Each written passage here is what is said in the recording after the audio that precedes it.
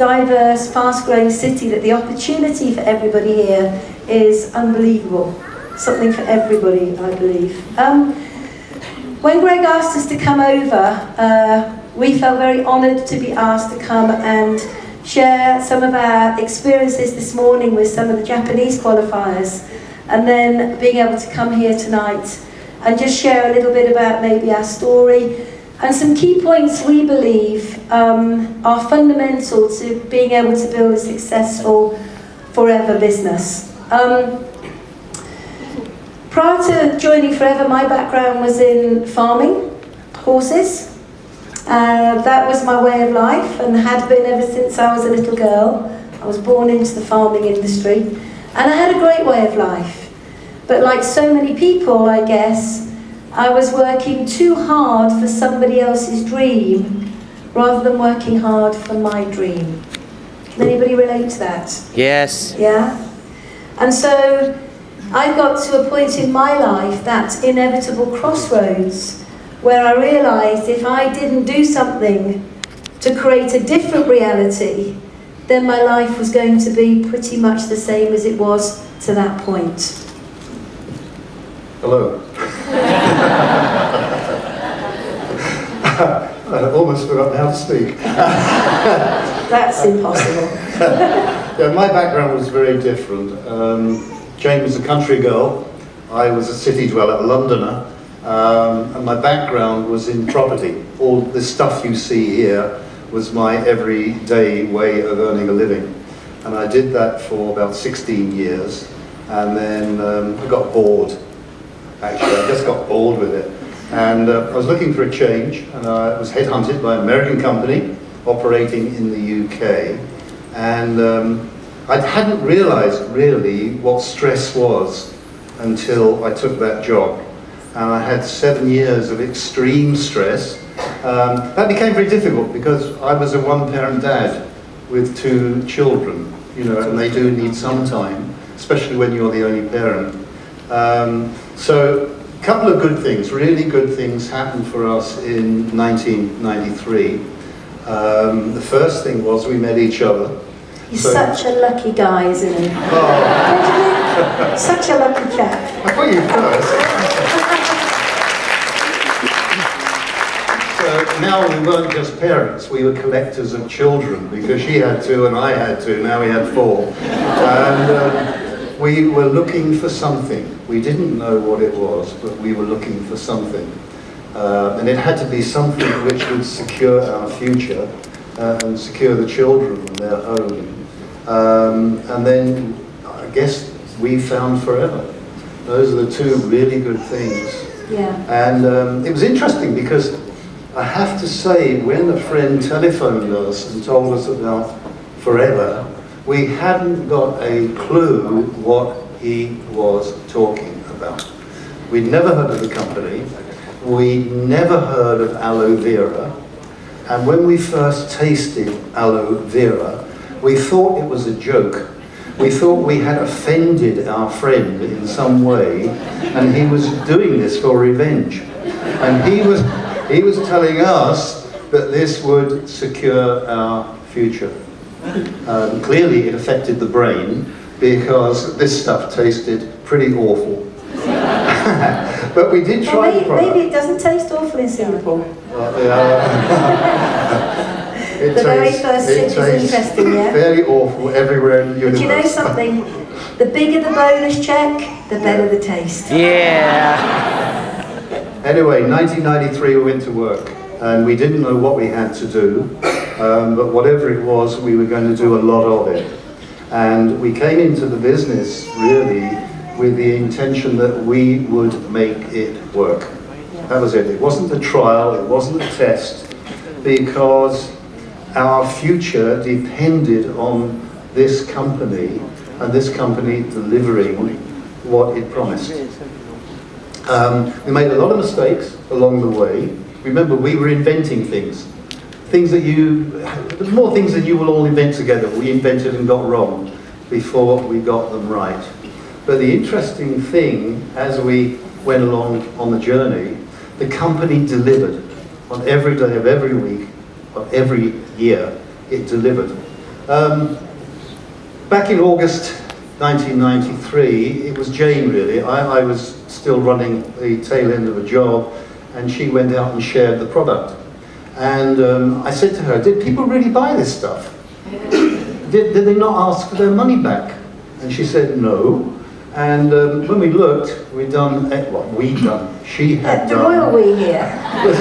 We've done. We call it the royal we in the UK. We've done over 8 case credits. I did. I changed it. and when the bonus check arrived from the company, it was a whole $51. And I said to Jane, you have worked so many hours to earn $51. I had assumed slavery had been abolished. Clearly not. But you know, it was a business, and it is a business. And you don't worry about what you're getting paid today, it's what you will get paid in the future. We also knew that this was a business where you needed to build a team. It wasn't just about you going out and selling more and more and more and more and more products. It was about developing a team of people who would move products. So in the second month, the September, we had 3 people in the team. Wow, big time. And we found we'd done 22 case credits. I used the royal we. We had done 22 case credits. 22 and 8 is 30. To go supervisor is 25. So we had gone supervisor. And at this point in building our business, you have to understand that the UK had only just opened. Yeah. So we had no meetings, no trainings, we had no success days, we had no success stories, we had no head office. At the time they were just looking to find a head office, there was nothing. So you have to imagine for other people to catch the same vision that we caught, it was kind of hard for them. You know, we were talking about this company that had got no success in the UK, and people were very sceptical, and, you know, they laughed at us, they said it would never work, they gave us their opinions, which weren't always positive. But we had a vision, we had a connection with the company. We had a connection with Rex's vision, with the whole integrity of the 16 years to date around the world before it had come to the UK. So our belief was in place. And the month that we went supervisor, which was 6 weeks into the business because we joined in the middle of August, we realised that this was a very simple business and not to overcomplicate it. We get paid for using and retailing a product. We get paid for building our team, recruiting other people, and we get paid for teaching them to do the same things. So when we achieved the position of supervisor, we very quickly realised that if we wanted to build a solid, strong business, that we could grow beyond just our immediate need of a few thousand a month, that we had to find some good people. So we were prepared to talk every day to a minimum of 5 people every day. There's one of the biggest key points I can give you tonight, is that most people don't talk to enough people. 5 people a day. Or they start out with good intentions, and they maybe talk to 4 or 5, and they get rejected. Then they'll talk to another 4 or 5, and they get rejected. Then they talk to another 4 or 5, and they may get rejected, and now their energy, their enthusiasm begins to dissipate a little. Their belief begins to get eroded away. And suddenly they go, this is too hard. Everyone's rejecting me, it doesn't work. And the one thing that I can tell you right now is prospect without focusing on the result, but focusing on the activity. Because the more you do, the more you learn, and the more you learn, the more you know, and the more you know, the more able you are to interact with people. So the biggest challenge I had to overcome in the early days was handling my fear of rejection, handling my concern when people laughed at me, told me it would never work. I'm sure it doesn't happen to you in Singapore, but it happens to us in the UK. It does happen here. Yes. So this was a big learning curve for me, because I clearly remember in the first few weeks of joining the business, when a very dear friend told me that she was interested, and then the next day behind my back went to all of our other friends and told them to stay away from me. That hurts. And that was a moment that I could quite easily have given up, have quit on the business. And actually for 24 hours I did quit. But I realised that by quitting, I was going to deny our family the future that we wanted for them. By quitting, I was not going to build a business that could give us everything that we wanted or impact the lives of others. So I picked myself up, I brushed myself off, and I said, I will not be denied. And it's about internalising and strengthening your resolve to stick to the system and the cycle until, people say until what? Until you're living the life that you've planned for, you've designed. It doesn't matter what other people think, because a no is never a no. I've learnt that now. Do you say no to me today? That's fine. But I'll speak to you again in a few weeks. And you may say no to me again, and that's fine. I'll come back to you in a few weeks. And you may say no to me again, that's fine, but I'm going to get you one day. I'm never going to stop asking. Unless I don't like you, then I go, bye! So we learnt in September that this was about building a team, helping the people we'd recruited to recruit other team members. And in October, collectively, we did 59 case credits. So we went assistant manager. Along the way, the team is growing. You know, in the first month, in the August, it's just Jane and me. And then there were 3, and then there were 15, and then there were 19. And by December, there were 30 people in the team. And the bonus checks had gone from 50 to 80 to 250 to about 600, and then $2,500. We still didn't know what we were doing. They said, you're a manager. We said, what's that?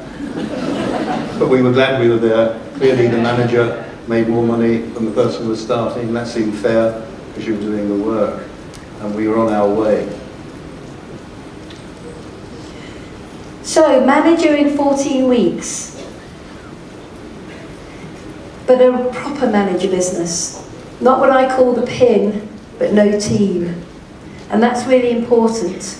To have a good, strong manager team, you need between about 15 and 25 people in your group. Because if you've got 15 to 25 people in your group, all doing 5, 6, 7, 8 case credits a month, you've got a strong business that you can build upon. And Diamond in 7 years. And 10 months. And 10 months.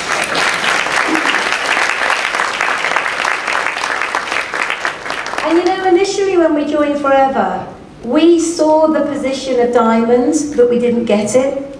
Not on day one. On day one, we had very much a need to make $2,000 to $3,000 a month to pay for our rent and feed the children and keep the car on the road. And I remember when we got our first $2,500 bonus check, John and I looked at each other and said, well, if we can do 2.5, we can do 5. And we went to work. And we shared the product, and we used the product. And we shared the opportunity, and we recruited. And we used the product, and we shared the product. And we shared the opportunity, and recruited. And then we taught those people to use the product and share the product, to share the opportunity and recruit. And before you knew it, we had a $5,000 check. And we looked at each other and said, we can do 5, we can do 10. Exactly. So what did we do to get to 10? We used and retailed the product. We shared the opportunity and recruited. We taught the team how to do exactly the same. We identified the leaders, which is really important. And before you knew it, we were on 10,000 a month. Of course, the language from other people had changed. From people saying it will never work, they now said it will never last. We changed our rust particles holding hands. We called it a car. We changed that for a rather beautiful car, and they said, oh yeah, but you won't keep it, because it won't last, will it? These things never last. So we just said, would you mind stepping aside so we can see where we're going? If you listen to other people's opinions, you know, they haven't got what you want, don't listen to them. Our first ever chairman's bonus cheque, which in our day was called a profit share cheque, was £12,600, which is about... It's about 18,000 US, 19,000 US. And that was life-changing for us. Life-changing. And last year here in Singapore, we picked up our second $1 million chairman's bonus cheque. And even now when I say it, it kind of doesn't fit. Even now, you have to pinch yourself and say, that's a lot of money. But all we do is use and share the product. Share the opportunity, recruit people and teach them how to do the same. And every one of you in this room can do what we've done. And I believe you can do it quicker than we've done it, if you are focused. Because now everything is in place. The infrastructure's in place, the system's in place. Amazing, amazing products now that we didn't have in the early days. A marketing model which is so transparent that will reward you for your effort. Do a bit, get a bit. Do a lot, get a lot. Go crazy, make amazing money. Your choice. It's a level playing field for every single one of us. We don't have a different product to anybody else. We don't have an extra hour in the day to anybody else. We have exactly the same opportunity that everybody else in this room has. So how do we get to go from 12,000 to 1 million? And that's just in our profit share, it's not our monthly income. It's very, very simple. The first thing is you need a plan. If you're failing to plan, you're planning to fail. You need a plan. This is a business. The sad thing about it is that most people treat it like a hobby. They play at it. They have a part-time attitude, but they're expecting to make a full-time income. You can't do that. It's a business. And whether you're working 10 hours a week at your business, or 50 hours or 100 hours, you have to treat it with business respect. So you need a plan. And we are at a perfect time of the year to begin to develop your plan. Here we are in January. You've got a whole year ahead of you. Don't forget me. And your plan must underpin your goals. There's no point just saying every morning, I'm going to get up and do a bit and see what happens. What do you want to achieve by the end of the year? What's your goal by the 31st of December 2016? And once you've identified that, then you can put the plan in place working backwards to today, so you know what you've got to do tomorrow. That's the key. You need a plan. It's a business, and you need to treat it like one. You've got to have a desire. You've really got to have a desire. You've got to know what you want in life beyond what other people say you're entitled to. You know, why not you? Why not you? For many years, I love the south of France. And for many years, I've been in the south of France, and I've gone past those expensive hotels, and I'd look through the window at people sitting at elegant tables, eating elegant food. And I thought, what do you have to do to be in there, eating that elegant food from that elegant table? And then we had a rally in the south of France, and Jane and I went and booked a table at that hotel I'd walked past so many times before. And we looked out of the window, and we could see people walking past asking the same question. What do you have to do to be sitting at the table? And the answer is, you have to have an opportunity, and you have to do something with it, with meaning. And that's it really. We worked hard, we still work hard. Well, why wouldn't you work hard when you found something that is so clean and ethical and does nothing but good? Your desire needs to be deep-rooted and emotional to you. It needs to move you when you think about it. It needs to keep you awake at night and get you up early in the morning. It needs to be so strongly embedded within you that you will make the extra call, do the extra one-to-one, do the extra meeting, sell the extra product, do the extra coaching session. And if your goal doesn't move you to emotion, then I would suggest it's not a sound goal. When I first joined Forever, I had two very specific goals.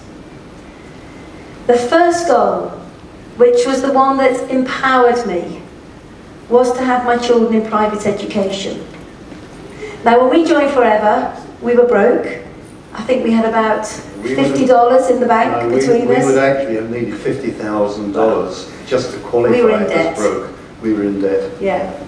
So we were broke. And to put a child in private school in the UK is about £25,000 per year per child in a good school. It's about $35,000. So about $35,000 per child.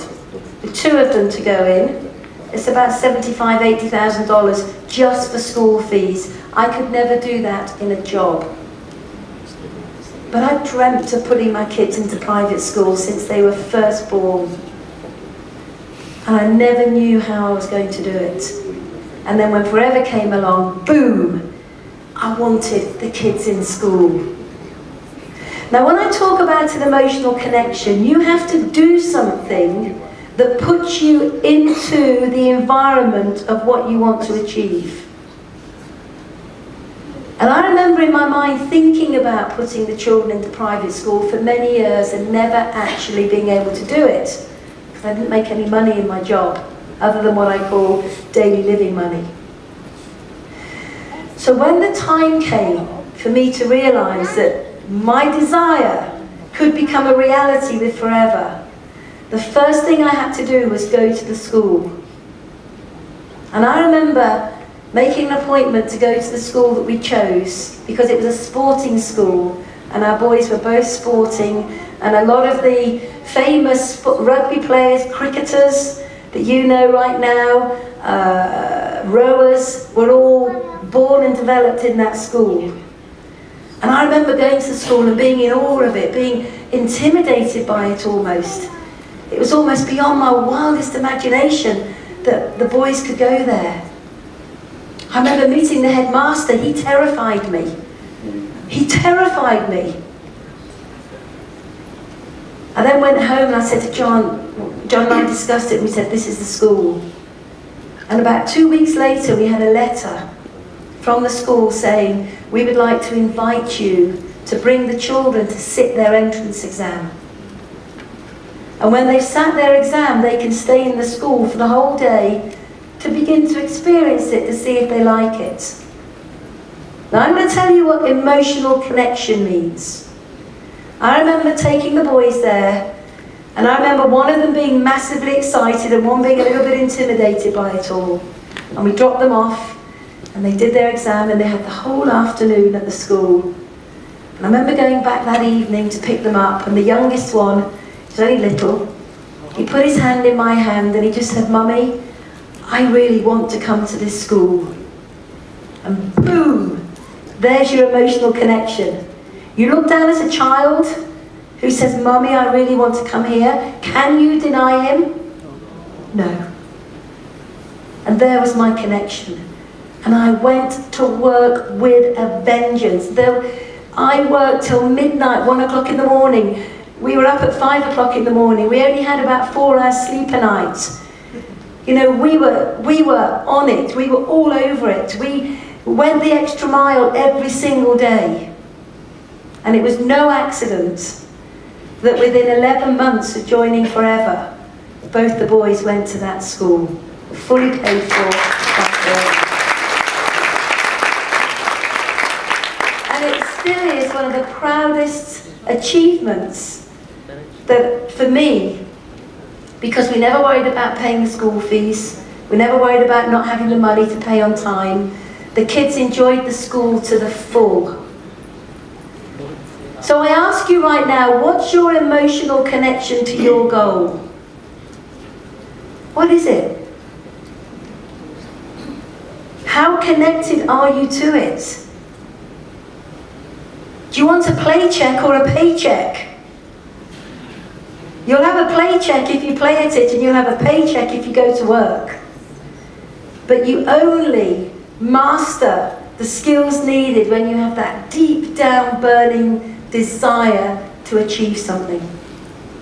My second goal was to earn more in a month than my ex-husband earned in a year. And I did that as well.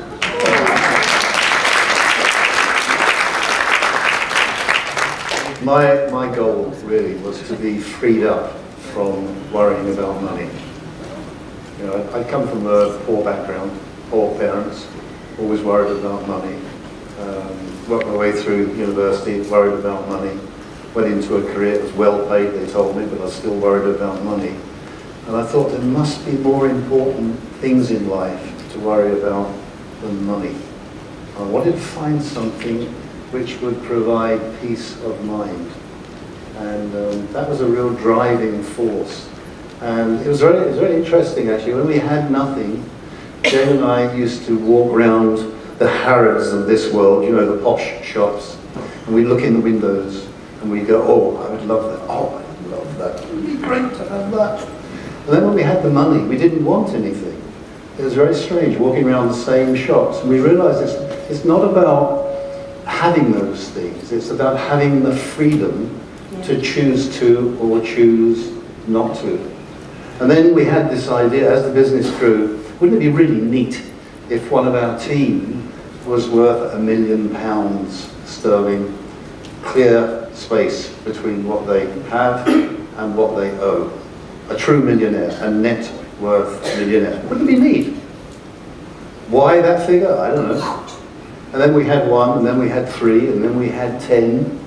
I don't know what the current score is, probably somewhere in the 20s, net worth millionaires. And then we thought, wouldn't it be neat if we earned £1 million in a year? That's quite neat.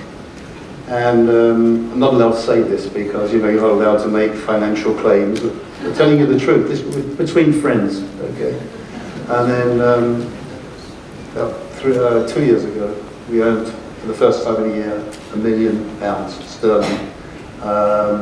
Last year, there were 3 people in the team in the UK. This year, we expect 5, and it will grow. And the important thing about that is not the fact that there are people earning very large incomes. It's they create a business that tows behind it people who will earn many, many thousands, many, many hundreds.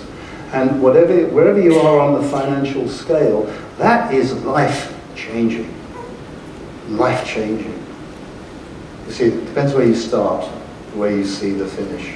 And the other thing was, in the city, I'd had to do some very unpleasant things because that was what they paid me a lot of money to do. And it was such a good feeling to think, today I made a contribution to life, and I never had to do anything immoral or illegal or that went against the basic principles of decent behavior. And that's been true over the last 22 and a half years. And it was also great to be working in a company that didn't let you down. Not once in 22 and a half years. Where are you, Greg? You're here somewhere. Your dad started something remarkable, unique. And it's just that feeling of being at one with life. We retired, after 6 years we retired, we never needed to work again. We tried, this retirement thing. We tried it for about 6 weeks, didn't we? And then we were bored, There's only so many swimming pools you can lie next to. There's only so many rounds of golf you can play. There's only so many books you can read. And then you have to do something. And it was being able to be involved in something that changed people's lives, their fundamental attitude towards life and the people around them. And knowing really that you're part of a force for good. I truly believe this. We are part of a force for good, and this world needs that right now, because there's so much bad stuff happening out there. We can change the face of the world, one person at a time. It's as simple as that, one person at a time. And that's why we do what we do. And people say, do you still recruit? Of course we do. Of course we do. It's the job. That's the future. You recruit those people so they can have that experience. A lot of them will waste it, sadly for them, but some always pick up, run with it, and they change the face of the world as well. And it's a great feeling to go to bed at night feeling you have made a positive contribution to the world at large. So we coach a simple system, and I would strongly urge you to learn the system and coach it, and coach it, and coach it, and coach it. Don't reinvent the wheel, just learn the system. And the 8 key skills that you need to learn to underpin the system. And I think we're doing a training on tomorrow. Tomorrow we're doing a training in which we'll cover in a lot more detail the system and how you work it, and the system that we've used to take us to earning over $1 million a year. So, recruit great leaders. Always look for people who potentially can be better than you. The one thing I learnt in the early days was initially I went to speak to all my friends who were broke, who were negative, who were whinging, who were moaning, who had a glass half full rather than half empty rather than half full. So look for good quality people to work with. This means they've got a good attitude, a good work ethic, and a strong desire themselves. And they come from all backgrounds, all walks of life, all ages, all religions, all colours, all creeds. But the common denominator is work ethic, desire, and attitude. You need to have a strong work ethic. John and I made a commitment to each other that we would turn off the television, turn off the radio, not waste any time other than with the family or the business for 3 years. That was our commitment. We did not want to waste our time doing things that were not moving us towards our goal. Because the clock is ticking for every one of us. And what we miss doing today will have an impact on our business at the end of the month. So the compounding effect kicks in of the things you do and don't do.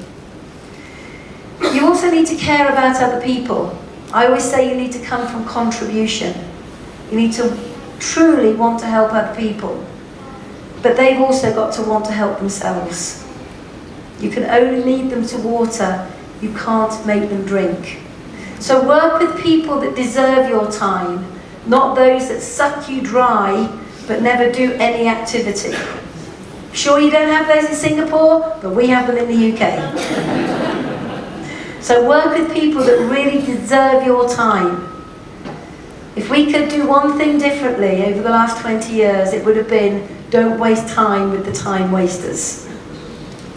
There are a lot of serious people out there that need your input, need your coaching, need your direction. They're the ones to focus on. We also believe that we should make winning a habit. If it's out there, win it. Even if you don't want it, win it. You just picked up those beautiful suitcases. I don't care if you've got 50 of them, win it. That's your job. And people follow your lead. They do what you do. And if you're winning, they will get into the habit of winning as well. And also develop managers. This is a manager developing business. You need to become a manager, and tomorrow we're going to show you a plan on how to achieve manager, the kind of structure that we work towards, whereby when you achieve manager and then develop managers, you've got very firm foundations to achieve Forever to Drive, the travel program, to achieve Eagle, to achieve Chairman's Bonus, to achieve Sapphire Manager, but to build a business that will outlive you. Because ultimately, that's what we're looking for, a business that becomes true legacy. So if anything happens to us, that business has got such strength in depth and width, it will continue growing even if we're not here. So it's about finding people that have a desire to become a manager. All the others are great, but they become your B team, and you work with your A team as a priority, and your A team are your potential managers. The other thing is to be positive at all times. Most people have their heads put on the wrong way up. I don't know whether you've ever noticed. They don't smile, they do that. And they use a lot more muscles to do that than they do to smile. And you know, a smile is very welcoming. Even if people think you're mad, it doesn't matter. It attracts their attention. And you know, you have to have a positive take on life, not because you've been brainwashed, but because that's the way you feel about life and what you're doing. The other person can choose to be miserable. Freedom of choice. We don't choose to be miserable. And a smile connects us all. Absolutely. As you know, the company have the Smile campaign, the common thing that connects us all. And I want to just share a little story with you, if I may. You need to tell us when to get off, because I'll be just stay off. We're only planning to be here for 7 or 8 hours. I will talk to anybody. Anyone that comes close to me, I will engage in conversation in some way, shape or form. Even if it's just to say hi and a smile. I always want to know that I've interacted.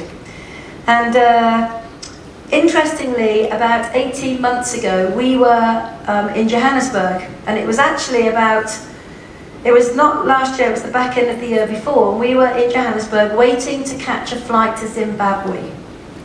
Now, for some of you maybe don't know, Zimbabwe is a tiny, tiny country in Africa, southern Africa. It's quite a poor country, but the people are amazing. They are incredible people. And we have got a team building over there. And so John and I had committed, because we had 4 new managers developed very quickly, we committed to going over to working with them. So our plane had been delayed, and we were all on the shuttle bus that takes you from Joburg Terminal to the plane. Now it's quite hot, not quite as hot as here. It's a dry desert heat. It's quite hot, and we're all crammed in this bus on the runway, and we can't move because there's a plane coming in. We have to sit and wait. And they told us it could be up to 20 minutes before we move. So I thought, well, I'm not going to waste this opportunity. I'm on a bus full of people. So I looked around and I thought, who's the first person I could speak to? And there in the corner was this beautiful young couple with a beautiful baby. So the first thing I did is I pushed my way through all these people, and I said, what a beautiful baby, what's her name? And we got chatting, and I talked to them both, asked them lots of questions. Why are you going to Zimbabwe? And it turned out that they both lived in Canada, but they had Zimbabwean parents, and the Zimbabwean parents had never seen the baby. And this was their first trip to go show them the baby. And I said to them, you must be so excited about being able to show your parents' baby. How often do you come over? And they said, oh, this is the first time, and it probably will be the last time for a long time. And I went, really? You know, I have something that you might be interested in.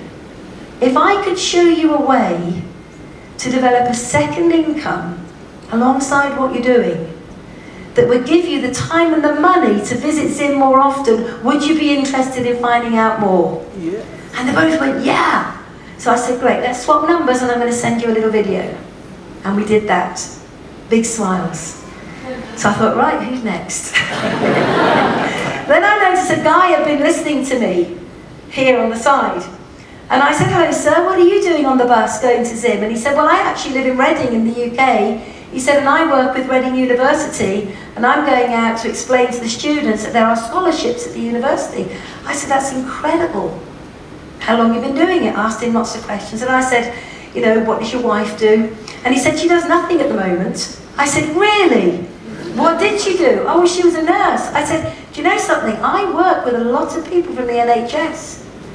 I think that I need to speak to your wife. Let's swap details, and I give her a call. That was it. And before I could turn around, this guy said to me, okay, I'm next, tell me what you do. So I had a chat with him, and that was it. Now, the result was, the guy from Reading, his wife joined the business and went supervisor. The young couple from Canada never spoke to me ever again. And the other young guy that was travelling referred me on to somebody who has become a great customer in Zimbabwe, and one of my managers looks after them. So the point I'm making is, be positive and smile at any time, in any situation, because you never know who you're going to talk to. And just to finish that trip in Zimbabwe, we'd done a great training with about 300 people. And I'd done a lot of training on contacting, what to say, how to do it, how to interact. And this is as true as I'm standing here. At the end of the training, we took the new managers out for a meal. And we went to this restaurant in Zimbabwe, which is bizarre. It's a sushi restaurant in Zimbabwe, which is bizarre. But it's actually rather nice, on the side of a little lake, and there's zebra running around, and it's just a nice place to be. There's no lions. And as we're sitting having a meal, one of the girls said to me, her name's Nikki, she said, "Jane, you make it sound so easy. You make it sound so simple when you talk to people. I could never do what you do." I said, "Nikki, you can." She said, "I can't." I said, "Watch and learn." She said, "What?" I said, "Watch and learn." So I looked around the restaurant, and there at a table was a table of 3 very nicely dressed black ladies. I said, "Watch." So I went up to the table, I said, "Hey ladies, sorry to interrupt your meal, but my name's Jane Leach. Don't forget that name." And I said, and I'm in Zimbabwe at the moment, raising the profile of our company out here. And I would love to be able to share some information about what we do. Could be something in it for you, there might not. So I had a chat with each and every one of them, and we swapped numbers. And there was one of them, a lady called Zanelli, and I really liked her because she said she was in the NHS nursing. So I contacted her before I left Zimbabwe and she said, "Jane, the timing's not good, but keep in touch." So I kept in touch, phone call, no, phone call, no. I was in Singapore at the rally last year picking up my cheque, and I got a message from her. She said, "The time is good, let's talk." So I looked at her number, I said to John, "This is not a Zimbabwe number, she's got a UK number." So I called her from Singapore. From Singapore I said, "Zanelli, where are you?" She said, "I'm in the UK." I said, "Where?" She said, "I'm in London." I said, "Amazing, I'm in Singapore, I'm not back for a few days as you are, you need to go to the meeting." In my absence, she went to a local meeting, she registered, and she also is now a supervisor. Now, that was a chance meeting in a restaurant when I was saying to my girlfriends, watch and learn. You never know who you're going to meet, and you can only do that if you're positive, on purpose, passionate, connected to your goals, and have a true love for forever and the opportunity. So don't keep your head down when you walk along. Don't just look in one direction, look around you. Who can you talk to? Whose life can you change? And if it's not for them, you only ask them for a referral. So always lead by example, because what you do, others will do. If you don't retail, your team won't retail. If you don't recruit, your team won't recruit. If you don't hold trainings and meetings and BOMs, they won't. If you're not achieving all the incentives, your team won't. You have to be the example for others to follow. So finally, our final word. Well, it's not our final word, is it really? That wouldn't work. I hope it's not our final word, otherwise we're not going to be here tomorrow. So for tonight, we will leave you with a thought. Success isn't an event. It's a lifestyle. And that's what you're involved in. Forever is a way of life. It's not a job, it's a way of life. Dreams are fulfilled when you perform with passion and excellence day after day after day, even when you don't need the money. Thank you so much for allowing us to share our time with you tonight.